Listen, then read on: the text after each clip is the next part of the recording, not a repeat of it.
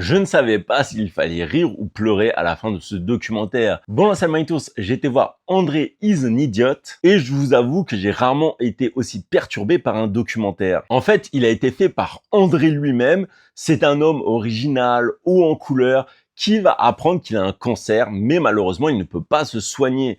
Et alors qu'il repousse l'échéance de sa mort, il va justement faire ce documentaire pour donner un sens à tout ça. Donc c'est vrai qu'il y aura énormément d'humour dans ce documentaire.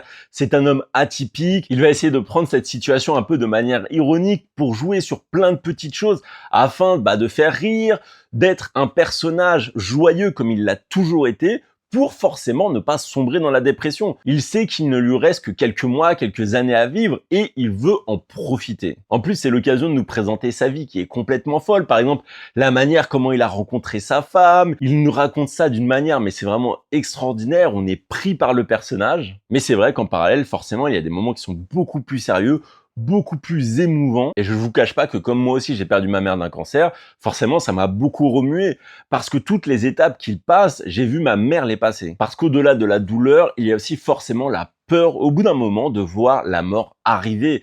Il a beau prendre ça avec humour, il y aura des passages vraiment de doute et il va les partager avec nous à cœur ouvert et je pense que c'est vraiment ça qui m'a le plus touché. Donc s'il est disponible près de chez vous, allez vraiment voir ce documentaire au cinéma. Sinon, mettez la vidéo de côté et pensez à le regarder lorsqu'il sera disponible en VOD. Et lorsque vous l'aurez vu, dites-moi ce que vous en avez pensé en commentaire.